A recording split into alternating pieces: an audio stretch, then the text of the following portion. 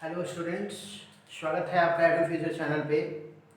आज मैं फिर आपके सामने उपस्थित हुआ हूँ एक नए टॉपिक को लेकर के, और वो क्लास 10 का टॉपिक है। जैसा कि आप देख रहे हो, एसिड बेस एंड सॉल्ट का ये सब टॉपिक है। और इसके पहले वाले वीडियो में मैंने आपको बता दिया था सॉल्ट क्या होता है, और उसी से रिलेटेड कुछ बेसिक बातें मैंने आपको बताई थी। आज हम लोग बात करने जा रहे हैं सॉल्ट के टाइप का। आज हमारा जो वीडियो होगा ना, वो सॉल्ट के टाइप से रिलेटेड होगा। तो चलिए हम लोग शुरू करते हैं कि सॉल्ट का क्या टाइप हो सकता है। देखो, मैंने टाइप ऑफ सॉल्ट लिख दिया है। सॉल्ट को टाइप जो बताया गया है, सॉल्ट का जो टाइप बताया गया है, उसका अलग अलग बेसिस है। On different basis we can classify the salt. एक तो मैंने फैमिली ऑफ सॉल्ट बताया था आपको याद होगा कि मेटेलिक पार्ट के हिसाब से हमने फैमिली बताया था, जैसे sodium salt, potassium salt, copper salt, calcium salt, magnesium salt, ये सब हो सकता है। आज अच्छा, मैंने ये भी बताया था एसिडिक पार्ट ऑफ के पॉइंट ऑफ व्यू से, जैसे कार्बोनेट सॉल्ट था, सल्फेट सॉल्ट था, सल्फाइड सॉल्ट था, नाइट्रेट सॉल्ट था, नाइट्राइट सॉल्ट था, आपको ये ऑक्सलेट सॉल्ट होता है, आपको मैंने बताया था एसीटेट सॉल्ट होता है। ये सारा चीज़ मैंने आपको डील कर दिया है। ओके, तो आज हम लोग बात करने जा रहे हैं टाइप ऑफ सॉल्ट का on the basis of their properties के हिसाब से हम लोग देखेंगे कि सॉल्ट का क्या टाइप होता है। ओके, तो देखिए, on the basis of production देखने जा रहे हैं हम लोग। मतलब प्रोडक्शन के आधार पे सॉल्ट का क्या टाइप होता है। प्रोडक्शन कहने का मतलब क्या कि whether the salt is formed by a strong acid and a strong base। Okay, या इसको हम लोग बोल सकते हैं on the basis of pH भी कर सकते हैं। On the basis of pH भी बोला जा सकता है। मतलब पीएच के आधार पे हम लोग सॉल्ट को डिफाइन कर रहे हैं, मतलब बांट रहे हैं इसको। तो स्ट्रॉन्ग एसिड और स्ट्रॉन्ग बेस हो सकता है, स्ट्रॉन्ग एसिड और वीक बेस के मिलने से सॉल्ट बन सकता है। ओके, या फिर वीक एसिड और स्ट्रॉन्ग बेस के मिलने से सॉल्ट बन सकता है। ये अलग अलग कैटेगरीज है, strong acid, strong base, strong acid, weak base, weak acid, strong base. Okay, इसी तरह से और भी हो सकता है। मान लो मैंने यहाँ पे स्ट्रॉन्ग बेस लिया है, तो वीक बेस भी ले सकते हैं। वीक बेस ऑलरेडी लिया हुआ है, तो इसी कैटेगरीज के आधार पे हम लोग बांट रहे हैं। ओके, तो देखते हैं, इसको हम लोग समझने की कोशिश करते हैं।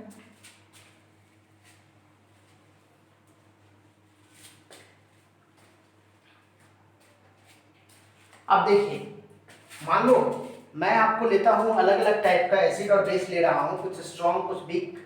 जैसे मान लो मैं लेता हूं H2SO4। ओके, नहीं, मैं ऐसा करता हूं, मैं सॉल्ट से ही लेता हूं।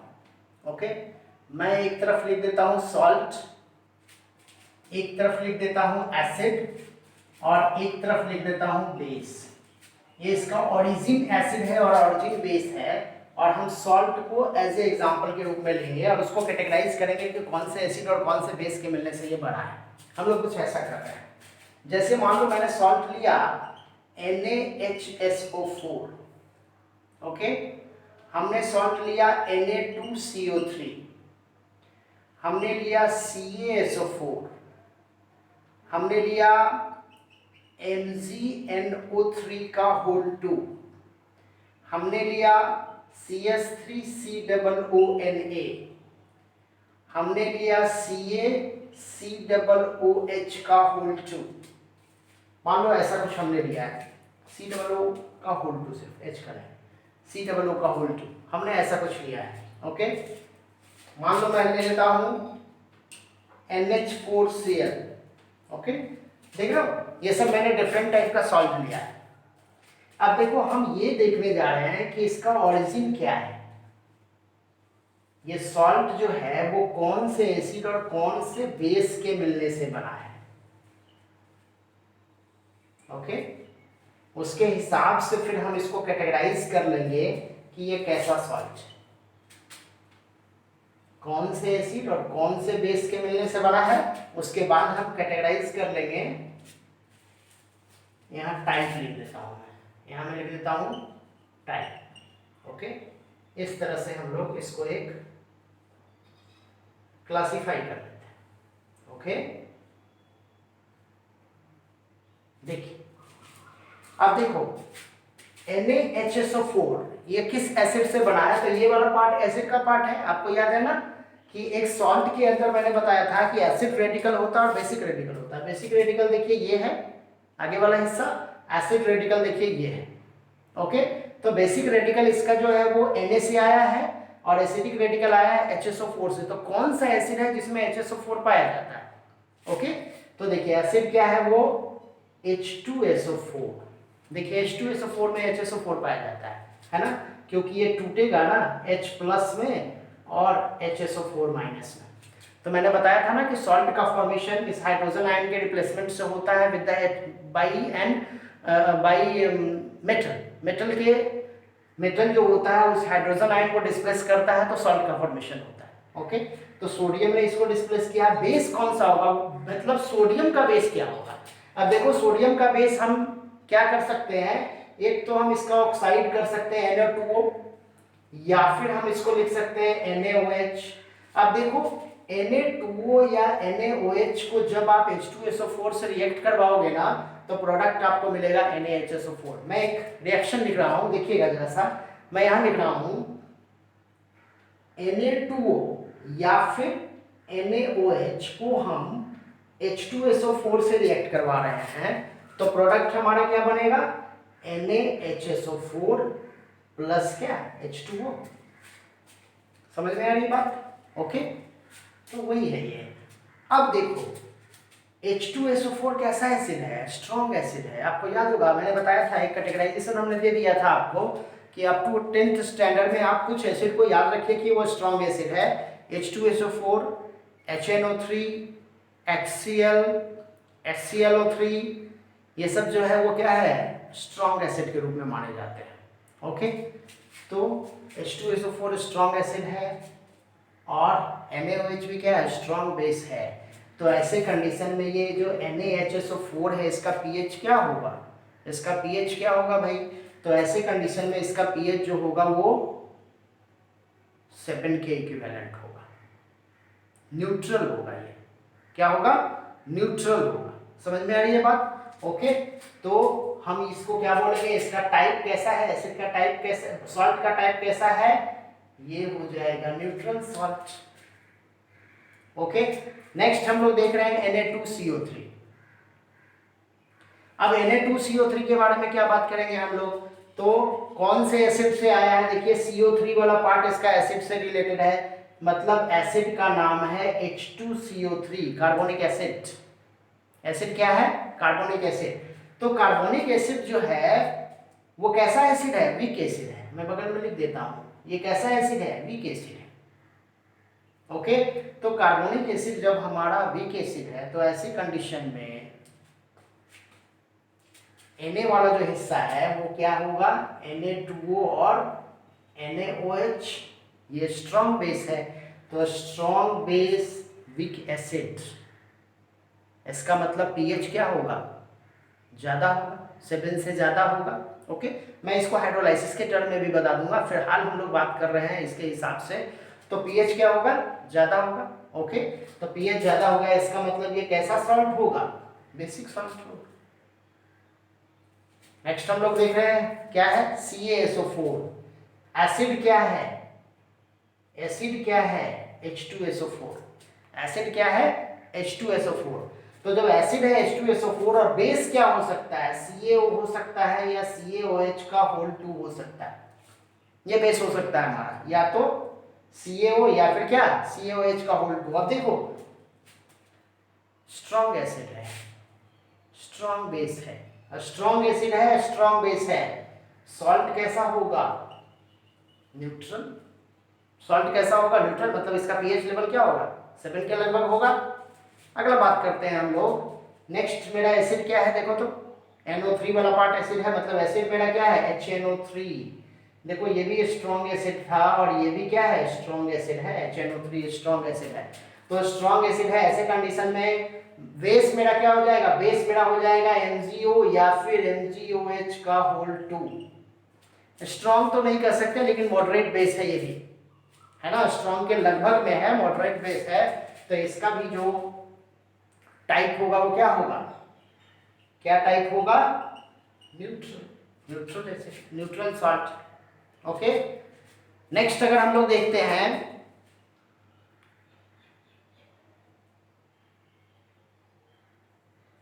नेक्स्ट अगर हम लोग देखते हैं तो क्या हो जाएगा मेरा? CH3COONA। अब देखिए CH3COONA को देखते हैं तो एसिड मेरा क्या हो जाएगा? CH3COOH, acetic acid. और ये कैसा एसिड है? ये है वीक एसिड। और NaOH, देखो NaOH आ जाएगा तो ये क्या हो जाएगा? Strong base. तो strong base weak acid, strong base weak acid बनेगा तो क्या बनेगा? Basic salt. कैसा सॉल्ट हो जाएगा? Basic salt. ओके। उसी तरह से देखिए क्या है? CH3COO का होल 2। देखो ये COO जो आया है ना, ये कहां से आया है? ऑक्सैलिक। ये क्या है? Calcium oxalate. इसका नाम क्या है? कैल्शियम ऑक्सैलेट, ये नाम है इसका। तो कैल्शियम ऑक्सैलेट है तो ऑक्सैलिक एसिड से आया। ऑक्सैलिक एसिड क्या होता है? फॉर्मूला COOH और COOH, मतलब COOH का होल 2। ये फॉर्मूला है इसका। ये कैसा एसिड है? वीक एसिड है, वीक एसिड है।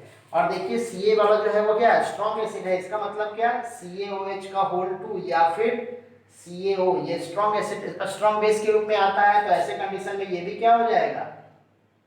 ये भी क्या हो जाएगा? Basic salt. ओके। आगे बढ़ते हैं हम लोग। नेक्स्ट है मेरा NH4Cl। देखो NH4Cl ये वाला हिस्सा इसका बेसिक पार्ट है, ये वाला हिस्सा इसका क्या है? Acidic part.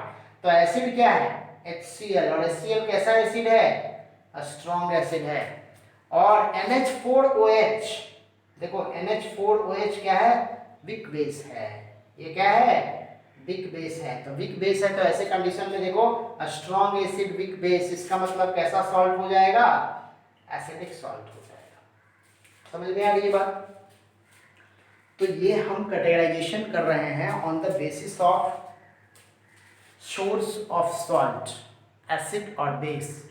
अगर स्ट्रॉन्ग एसिड है, स्ट्रॉन्ग बेस है, तो सॉल्ट जो हमारा बनेगा वो कैसा बनेगा? न्यूट्रल। अगर स्ट्रॉन्ग एसिड है, वीक बेस है, तो सॉल्ट जो हमारा बनेगा वो कैसा बनेगा? तो ये बनेगा हमारा, ये स्ट्रॉन्ग एसिड वीक बेस, तो ऐसे में क्या बनेगा? Acidic salt. और अगर स्ट्रॉन्ग बेस है, वीक एसिड है, तो ऐसे कंडीशन में क्या बनेगा? Basic salt. ओके। तो इस तरह से हम लोग बात करते हैं। ओके। मैं एक लिख देता हूं यहां पर। मैंने आपको क्या बताया अभी?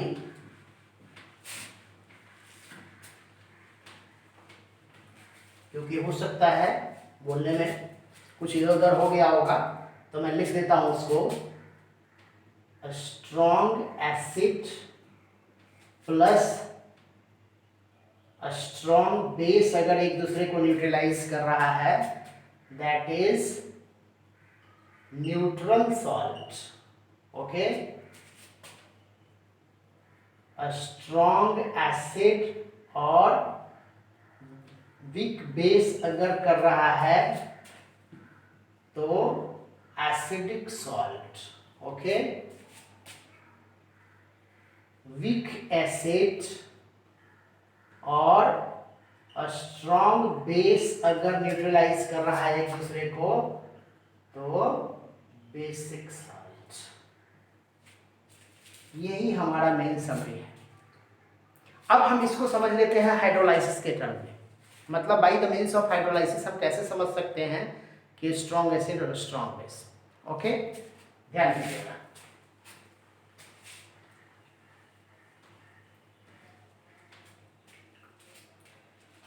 मान लो को मैं सॉल्ट उठाता हूँ, जैसे मैं सिंपल वे में उठाता हूँ NaCl, एक बहुत ही कॉमन सॉल्ट है, टेबल सॉल्ट, ओके। NaCl जब डिसोसिएट करेगा एक्वेटिक मीडियम में, मतलब वाटर में डिसोसिएट करेगा, तो क्या बनाएगा, देखिए Na प्लस और Cl माइनस, इसका डिसोसिएशन, आयनिक डिसोसिएशन यही होगा, हाइड्रोलाइसिस इसका यही होगा। हाइड्रोलाइसिस का मतलब आप समझ रहे हो,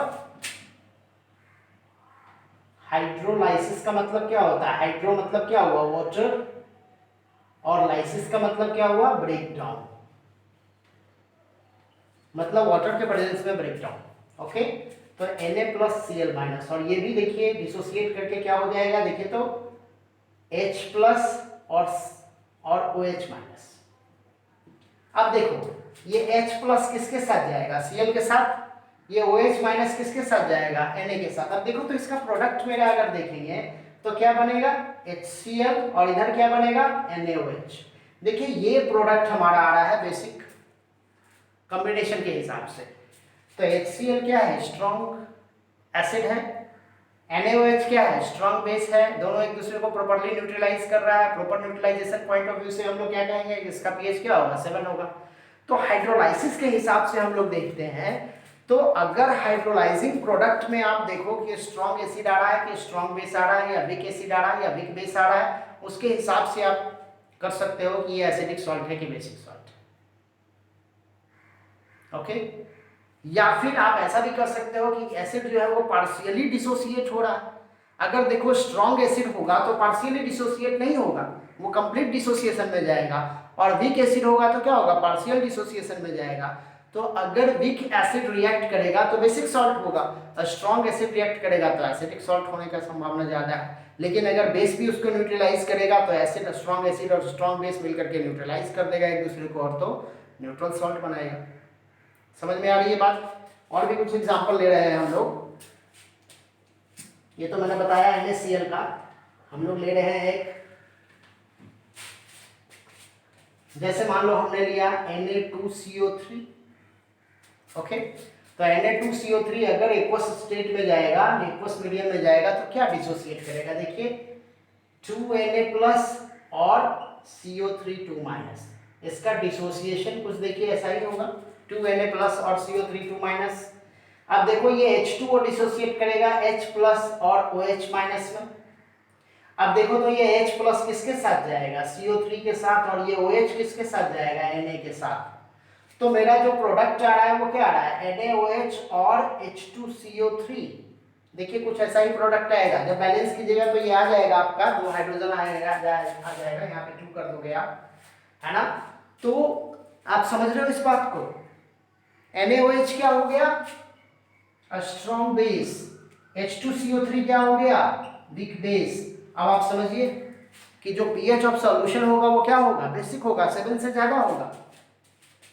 पीएच जो होगा वो क्या होगा, मोर देन 7 होगा, और मोर देन 7 होगा इसका मतलब ये कैसा सॉल्ट है, तो ये बेसिक सॉल्ट है, Na2CO3 बेसिक सॉल्ट है।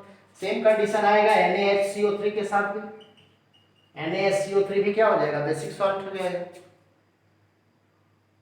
लेकिन हम लोग बात कर रहे हैं कोई एसिडिक सॉल्ट का, देखिए मिटा दूं मैं इसको, अब देखिएगा। अच्छा, अगर आपको मान लीजिए वीडियो को पॉज करके आप ये सब सारा जो डेटा है वो अपने कॉपी में, नोटबुक में लिख सकते हो, ओके। चलिए आगे बढ़ते हैं। अब हम लोग बात कर रहे हैं बेसिक सॉल्ट का, मैं कुछ एग्जांपल ले रहा हूँ। जैसे देखते हैं, मैंने अभी देखिए एक एग्जांपल लिया था NH4Cl का। NH4Cl को जब आप एक्वस मीडियम में लेके जाओगे, वाटर के मीडियम में लेके जाओगे, तो देखिए तो H प्लस और OH माइनस के हिसाब से जब ये डिसोसिएशन करेगा तो क्या करेगा भाई, NH4 प्लस और Cl माइनस। अब देखो ये Cl माइनस किसके साथ जाएगा, H के साथ, और ये NH4 OH इसके साथ, तो इसका प्रोडक्ट क्या हो जाएगा, HCl, और इसका प्रोडक्ट क्या हो जाएगा, NH4OH। अब आप देखिए तो HCl क्या है, स्ट्रॉन्ग एसिड है, ये क्या हो गया, स्ट्रॉन्ग एसिड है। स्ट्रॉन्ग एसिड है तो pH का वैल्यू क्या होगा, लेस देन 7, और ये देखिए वीक बेस है ना, तो pH का वैल्यू क्या हो जाएगा, लेस देन 7, है ना। तो 7 से अगर pH कम है इसका मतलब क्या, एसिडिक सॉल्ट, ओके। तो ये सिस्टम है ना, कि जब कोई भी सॉल्ट वाटर में डिसोसिएट होता है, उसका हाइड्रोलाइसिस होता है, तो एक्वस स्टेट में वो कैसा एसिड और कैसा बेस बनाता है।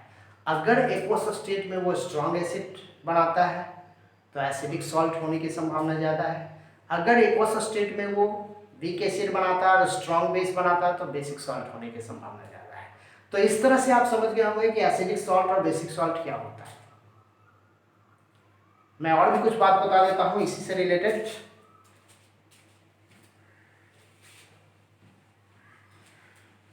कुछ टर्म्स हम लोग जान लें।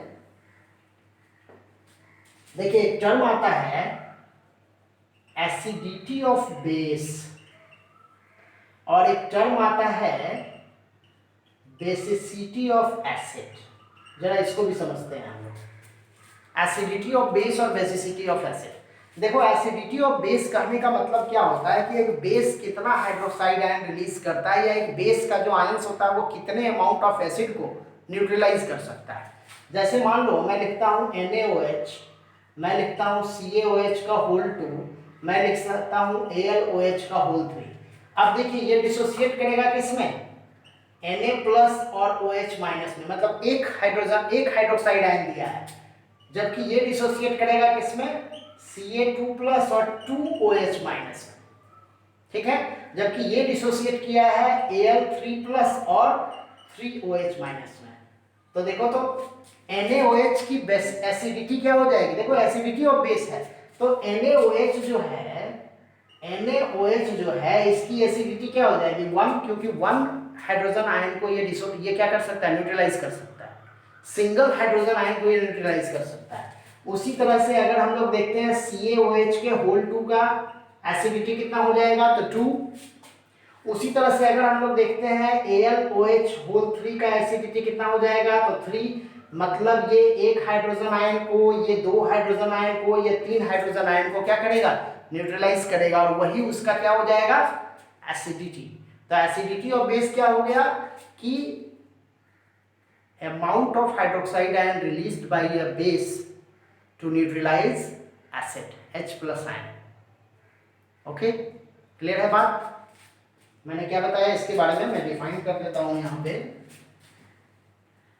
मैंने बताया आपको amount of OH ion released by single molecule of base to neutralize H plus ion of an acid। इसी को हम लोग बोलते हैं एसिडिटी ऑफ बेस। ओके, तो आप समझ गए एसिडिटी ऑफ बेस क्या होता है। अब मैं आपको बता रहा हूं बेसिसिटी ऑफ एसिड। क्लियर है, समझ गए होंगे आप। अब मैं क्या आपसे बात कर रहा हूं, basicity of acid.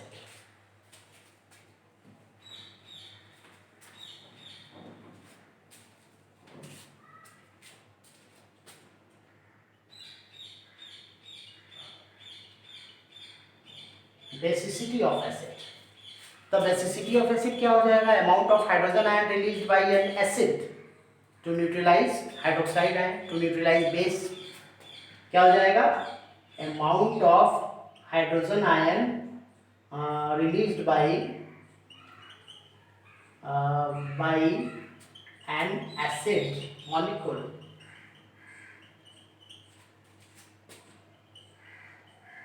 To neutralize base, मतलब OH है। ठीक है, तो इसी को हम लोग बोलते हैं बेसिसिटी ऑफ एसिड। जैसे मान लो मैं लिखता हूं HCl, मैं लिखता हूं H2SO4, मैं लिखता हूं H3PO4। ओके, अब देखिए HCl क्या होगा, तो H प्लस और Cl माइनस, देखिए वो एक हाइड्रोजन आयन रिलीज किया। H2SO4 क्या हो जाएगा, 2H प्लस, और मैं पहले ऐसे लिख देता हूं, 2 बार टूटेगा ये, देखिए H प्लस और HSO4 माइनस,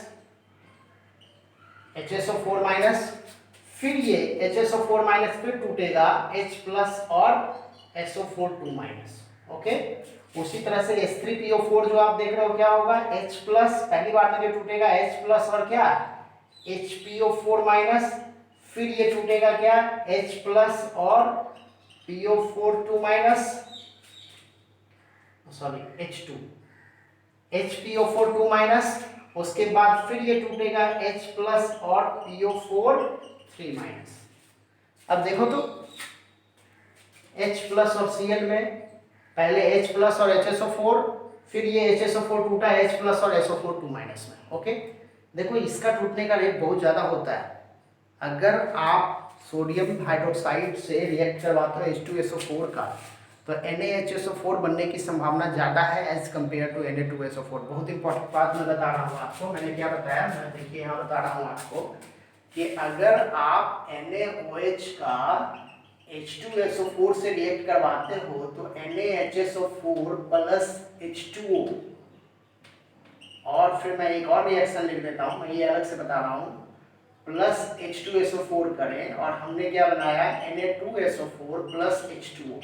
देखिए दो रिएक्शन लिखा हुआ है, NaOH H2SO4 से रिएक्ट किया तो क्या बनाया, सोडियम हाइड्रोजन सल्फेट और वाटर।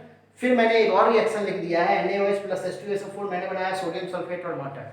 आपको पता होना चाहिए कि ये वाला रिएक्शन ज्यादा परफेक्ट है as compare to this reaction, क्योंकि सोडियम हाइड्रोक्साइड जब सल्फ्यूरिक एसिड से रिएक्ट करता है तो सल्फ्यूरिक एसिड का जो डिसोसिएशन होता है ना, वो NaHSO4 का जो डिसोसिएशन होता है, मतलब H प्लस और HSO4 का डिसोसिएशन कंपैरेटिवली तेजी से होता है एज कंपेयर टू वो अपना दो हाइड्रोजन आयन छोड़े। ओके, ये आप हायर क्लासेस में आगे पढ़ोगे। फिलहाल अभी आप इतना याद रखो कि इसकी बनने की संभावना ज्यादा है एज कंपेयर टू इसकी। ऐसा नहीं है कि ये नहीं बनेगा, बनेगा, लेकिन ये ज्यादा बनेगा। ओके, रीजन क्या है कि इसका ये वाला हिस्सा बहुत तेजी से टूटता है एज कंपेयर टू इस वाले हिस्से से। ओके, चलिए आगे बढ़ते हैं हम लोग। तो मैं बता रहा था कि ये दो बार टूटा, 2 हाइड्रोजन आयन रिलीज किया इसने, और यहां देखिए 3 हाइड्रोजन आयन रिलीज हुआ है। तो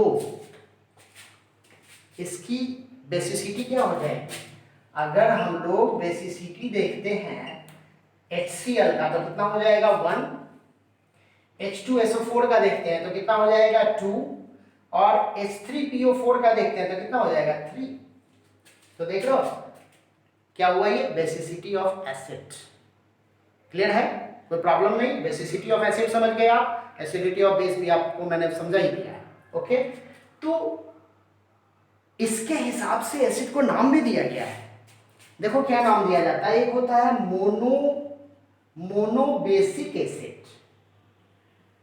मोनोबेसिक एसिड मतलब सिंगल हाइड्रोजन आयन रिलीज करने वाला एसिड। मोनोबेसिक एसिड कहने का मतलब क्या हो गया, the acid which release single hydrogen ion, जैसे क्या HCl, HF, HI, HNO3, CS3, COOH, etc, ये सब क्या है, मोनोबेसिक एसिड है। डाइबेसिक एसिड भी हो जाएगा, क्या हो जाएगा, डाइबेसिक एसिड, है ना। तो डाइबेसिक एसिड क्या हो जाएगा, जो दो हाइड्रोजन आयन रिलीज करे, जैसे क्या H2SO4, H2CO3, H2SO3, H3PO3, है ना, etc कर देते हैं। ये सब क्या है, डाइबेसिक एसिड है। तो ट्राइबेसिक एसिड क्या हो जाएगा, ट्राइबेसिक एसिड क्या हो जाएगा, तो ट्राइबेसिक एसिड मैं अलग से लिख देता हूं इसको, आप ये सारी चीज को स्क्रीनशॉट ले लो बढ़िया से। चलिए ओके, तो अब मैं आपको बता देता हूं क्या, ट्राइबेसिक एसिड मैं यहां लिख देता हूं, इसको मिटा देता हूं मैं।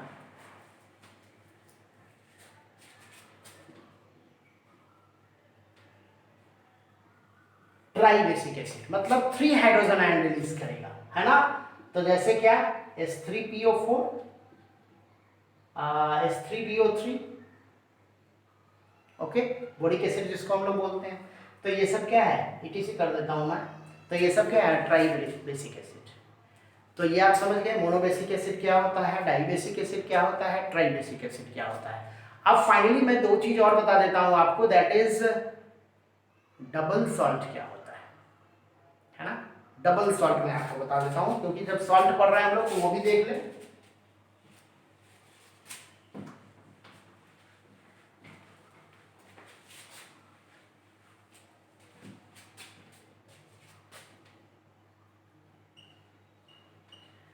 देखिए डबल सॉल्ट कहने का मतलब क्या होगा, वो दो मेटेलिक आयन कंसिस्ट करेगा, टू मेटेलिक आयंस, है ना, या फिर कह सकते हैं टू सिंपल सॉल्ट का कॉम्बिनेशन है, combination of two simple salt. दो सिंपल सॉल्ट का कॉम्बिनेशन को हम लोग बोलते हैं डबल सॉल्ट। जैसे एग्जांपल देख लेते हैं, जैसे देखो CaCO3 MgCO3, इसको हम लोग बोलते हैं डोलोमाइट। क्या बोलते हैं? डोलोमाइट। और मैं एग्जांपल दे देता हूं आपको, जैसे पोटासियम, है ना, पोटासियम दे देते हैं, या एलम सॉल्ट बोलते हैं जिसको हम लोग, जैसे K2SO4 Al2SO4 का होल 3 24H2O। देखो क्रिस्टलाइन सॉल्ट है, क्रिस्टल सॉल्ट है ये।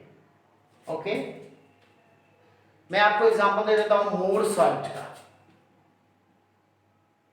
FeSO4 NH4 होल 2 का SO4 6H2, मोर सॉल्ट। क्या बोलते हैं इसको? मोर सॉल्ट। ओके, तो ये सब क्या है? ये सब एग्जांपल है डबल सॉल्ट का। क्लियर है? कोई प्रॉब्लम नहीं। तो ये आप समझ गए होंगे कि डबल सॉल्ट क्या होता है। ओके, तो इस तरह से बेसिक आपने सॉल्ट के बारे में मैंने आपको समझा दिया। मुझे आशा है कि ये सारा टॉपिक आपको अच्छे ढंग से समझ में आ गया होगा, क्योंकि मुझे आपके स्टैंडर्ड को मेंटेन भी रखना था। ओके, तो अगर आपको ये टॉपिक बहुत अच्छे ढंग से समझ में आ गया है तो आप अपने दोस्तों के साथ ज़रूर से ज़रूर शेयर कीजिए। और अगर कोई प्रॉब्लम होता है आपको टॉपिक को समझने में, या आपका जो सजेशन है, तो उसका मैं स्वागत करता हूँ आपको इस चैनल पे। तो बहुत बहुत धन्यवाद आप लोगों का इस चैनल पे बने रहने के लिए। एक बार फिर से एडुफ्यूचर के द्वारा आपको बहुत बहुत शुभकामनाएं। Thank you.